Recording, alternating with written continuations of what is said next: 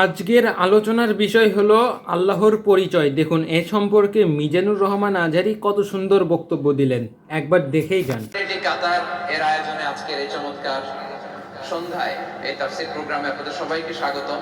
আইম্মাতুল মাসাজিদ যারা এসেছেন তাদেরকে আমি শুকরিয়া জানাতে চাই। তাদের জন্য আলাদা চেয়ারের ব্যবস্থা থাকলে ভালো হতো, কিন্তু আমাদের স্বল্পতার কারণে সেটার সুযোগ হয়নি।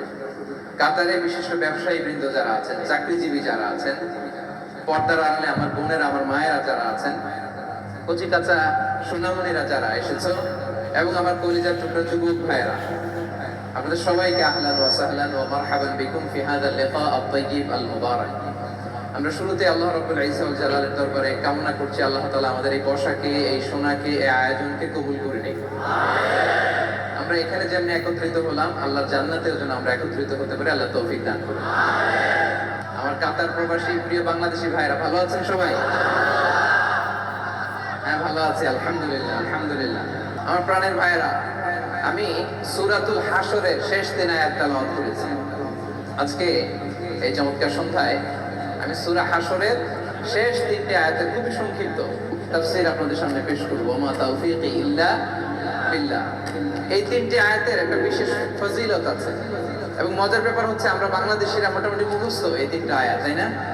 বাংলাদেশ ইমাম সাহেবরা ফজরের উপরে পড়ায় না, ওয়াল্লাহুল্লাযী পড়ায় না ভাই? মুখস্থ আছে না সবার? তো বোঝাতে সুবিধা হবে আজকে ইনশাআল্লাহ। এই তিনটা আয়াতের একটা ফজিলত আছে, ভার্চিউ বা ফজিলত। সুনানে তিরমিজিতে বর্ণিত হয়েছে, রাসূলুল্লাহ সাল্লাল্লাহু আলাইহি ওয়াসাল্লাম বলেন, মান ক্বালা হিনা ইউসবিহু সালাস মাররাতিন আউযু বিল্লাহিস সামিউল আলিম মিনাশ শাইতানির রাজীম। যে ব্যক্তি সকালবেলা তিনবার পড়বে আউযু বিল্লাহিস সামিউল আলিম মিনাশ শাইতানির রাজীম, وقرأ ثلاث آيات من آخر سورة الحشر، এরপর সূরা হাশরের শেষ তিন আয়াত পড়বে, وكل الله به 70,000 ملك له يصلون له। আল্লাহু আকবার। আল্লাহ তাআলা ওই ব্যক্তির জন্য 70,000 ফেরেশতা নিয়োগ করবে, যারা এই ব্যক্তির জন্য হাত্তা ইউমসিয়া, সন্ধ্যা পর্যন্ত দোয়া করতে থাকে। ওয়া ইন মাতা ফি যালিকাল ইয়াউম, আর এটা পরে ওই দিন যদি তার মৃত্যু হয়, মাতা শাহীদা, সে শাহাদাতের মৃত্যু নসিব করবে। ওয়া ইন ক্বারাআহা হিনা ইয়ামসি কানা লাকা বিতিলকা মানসিলা। আর সন্ধ্যাবেলাও যদি কেউ এভাবে তিনবার আউযু বিল্লাহিস সামিউল আলিম করে সূরা হাশরের শেষ তিন আয়াত পড়ে, তার জন্য একই ফজিলত রয়েছে। পড়েন সুবহানাল্লাহ।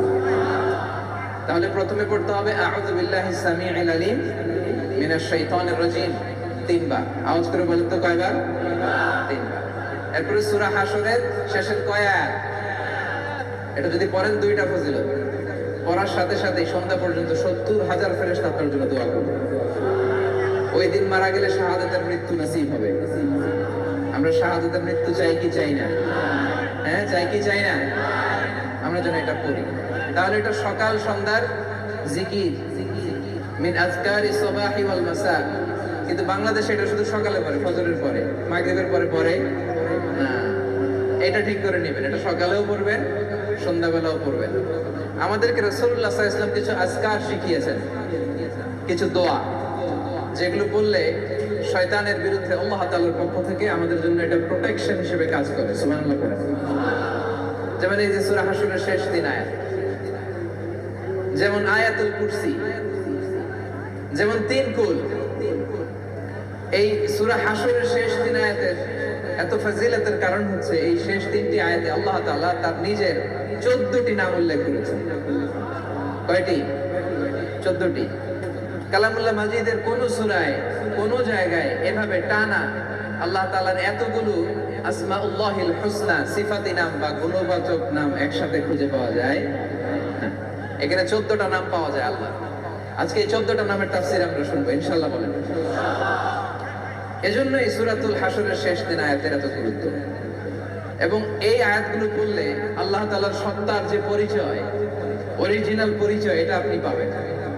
আল্লাহ তাআলা অত্যন্ত অনুপম ভঙ্গিতে এই তিনটি আয়াতে নিজের পরিচয় দিয়েছেন। এছাড়াও আরো কয়েকটি জায়গায় আল্লাহ তাআলা নিজের চমৎকার পরিচয় দিয়েছেন, যেমন সূরাতুল বাকারার 255 নম্বর আয়াত। মুখস্থ আছে না? আয়াতুল কুরসি, ওই একটা আয়াতে আল্লাহ তাআলা চমৎকার ভাবে নিজের পরিচয় দিয়েছেন। এবং বিষ্ণু ইসা ইসলাম বলেন, মান খারাআ আয়াতাল কুরসি দুবুরা কুল্লি সালাতিন মাকতুবাতিন লাম ইয়ামনাহু মিন দুখুলিল জান্নাতি ইল্লাল মাউত।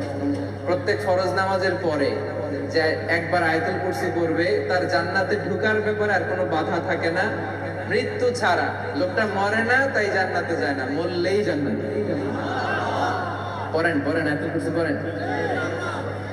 এরপরে সূরাতুল ইখলাসের ছোট্ট 4টা আয়াতে আল্লাহ তাআলা অসাধারণ করে অনুপম ভঙ্গিতে নিজের পরিচয় দিয়েছেন। কুল হুয়াল্লাহু আল্লাহুস লাম ইয়ালিদ ওয়া লাম ইয়াকুল লাহু,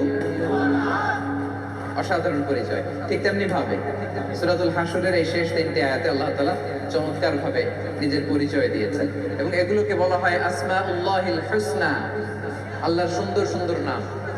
আল্লাহর নামের চাইতে সুন্দর নাম আর হতে পারে? বলেন, সুন্দর নাম আর হতে পারে? ওয়ালিল্লাহি আল আসমাউল হুসনা ফাদউহু বিহা। আল্লাহর অনেকগুলো সুন্দর সুন্দর নাম আছে, আল্লাহ বলেন এগুলো ধরে ধরে তোমরা আমাকে ডাকো। আল্লাহর মোট নামের সংখ্যা, এই সিফাতি নামের সংখ্যা হচ্ছে 99টা। ইন্না লিল্লাহি, সেই বুখারীর বর্ণনা, ইন্না লিল্লাহি 99 ইসমা মিআতান ইল্লা ওয়াহিদা। বিষ্ণু বলেন আল্লাহর 99টা নাম আছে, এক কম 100, এক কম 100। মান আহসাহা দাখালাল জান্নাহ। যে ব্যক্তি এই 99 নাম মুখস্থ করে হৃদয়ে ধারণ করবে, আল্লাহ তাআলা তাকে জান্নাত দিবে। শুধু মুখস্থ করলেই চলবে না, মুখস্থ করে এটার অর্থ বুঝতে হবে, এটার দাবি কি সেই দাবি মানতে হবে। কারণ বিষ্ণু বলেন নাই মান হাফিযাহা দাখালাল জান্নাহ, তিনি বলেছেন মান আহসাহা দাখালাল জান্নাহ। এটাকে পড়তে হবে, মুখস্থ করতে হবে, হৃদয়ে ধারণ করতে হবে, এবং এই নামের যে দাবি, সেই দাবি পূরণ করলে তাকে জান্নাতের মালিক বানায় দিবে কে?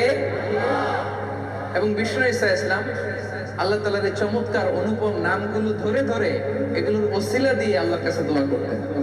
বিষ্ণু বলতেন, আসআলুকা বিকুল্লি ইসমিন হুয়া লাক সাম্মাইতা বিহি নাফসাক। আল্লাহ, আপনার যত নাম আছে, যে নামগুলো দিয়ে আপনি আপনার নিজেকে নামকরণ করেছেন, ওই সব নামের ওসিলা দিয়ে আমি আপনার কাছে চাই। আও আনজালতাহু ফি কিতাবিক, অথবা আপনার যত নাম আপনি আপনার কোন আসমানি কিতাবে নাজিল করেছেন, সেগুলোর ওসিলায় আমি আপনার কাছে চাই। আও আল্লামতাহু আহাদাম মিন খালকিক, অথবা আপনি আসমানি কিতাবে নাজিল করেন নাই, আপনার কোন প্রিয় বান্দাকে আপনি স্পেশালি জানিয়েছেন, কোন নবীকে স্পেশালি কোন স্পেশাল নাম জানিয়েছেন, ওইটার ওসিলায় আপনার কাছে আমি চাই। আও ইস্তাআসারতা বিহি ফি ইলমিল গায়বি ইনদাক, অথবা আপনার যেই নাম কোরআনেও নাই, হাদিসেও নাই, কোন নবী ওলিরেও জানেন নাই, এই নাম শুধু আপনি জানেন, দুনিয়ার কেউ জানে না, ওই নামগুলোর ওসিলা তো আপনার কাছে চাই। সুবহানাল্লাহ পড়বেন না? তার মানে বিষ্ণু ঈসা ইসলাম আল্লাহর নামগুলো ধরে ধরে দোয়া করতেন। আজকে আমরা এই 14টা নামের তাফসীর শুনবো ইনশাআল্লাহ বিইজনিল্লাহ। তাহলে আমরা আর কাল বিলম্ব না করে সরাসরি সূরাতুল হাশরের শেষ 3 আয়াতের তাফসীরের দিকে যাচ্ছি। পড়ুন, আওয়াজ করে আমার সাথে সাথে পড়ুন। আউযু বিল্লাহি মিনাশ শাইতানির রাজীম। বিসমিল্লাহির রাহমানির রাহিম। হুয়াল্লাহুল্লাযী লা ইলাহা ইল্লা হু আলিমুল গায়বি ওয়াশ-শাহাদাতি হুয়ার রাহমানুর রাহিম। সুবহানাল্লাহ পড়েন। হুয়াল্লাহুল্লাযী লা ইলাহা ইল্লা হু, হুয়াল্লাহ, তিনি হচ্ছেন আল্লাহ। লা ইলাহা ইল্লা হু, তিনি ছাড়া কোনো ইলাহ নাই, কোনো মা'বুদ নাই। আলিমুল গায়বি ওয়াশ-শাহাদা, তিনি দৃশ্য জগতের জ্ঞানও রাখেন, অদৃশ্য জগতের জ্ঞানও রাখেন। হুয়ার রহমানুর রহিম, তিনি মেহেরবান, তিনি দয়ালু। সুবহানাল্লাহ পড়েন। তাহলে আল্লাহ নিজের পরিচয় প্রথমে দিলেন আল্লাহ দিয়ে, তিনি বললেন হু আল্লাহ, তিনি হচ্ছেন আল্লাহ। আওয়াজ করে বলেন তো তিনি কে? আল্লাহ নামটা ডাকতে আপনাদের কেমন লাগে? ভালো লাগে? তাহলে আওয়াজ করে আল্লাহরে ডাকেন তো, বলেন ইয়া আল্লাহ। আওয়াজ তুলে পড়ুন, ইয়া আল্লাহ, ইয়া আল্লাহ। এটা এমন নাম যে নামকে 1000 বছর ধরে 1000 কোটি মানুষ জপেছে, ঠিক কি না? এটা এমন নাম যে নাম জপলে হৃদয়ের মধ্যে প্রশান্তির হাওয়া বয়, ঠিক কিনা?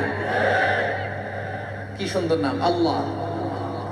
আল্লাহ বললেন হু আল্লাহ, তিনি হচ্ছেন আল্লাহ। এটা আল্লাহর জাতি নাম, সত্তাগত নাম, আসল নাম।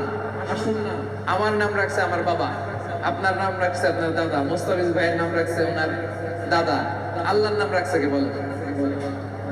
হ্যাঁ, আল্লাহর বাবা দাদা আছে? লাম ইয়ালিদ ওয়া লাম ইউলাদ, জন্ম দেয়ও নাই জন্ম নেয়ও। আল্লাহ বলে যেহেতু জন্ম নেই নাই, দেই নাই, বাপ নাই, দাদা নাই, আমার নাম আমি নিজেই রেখে দিয়েছি। নামটা কি?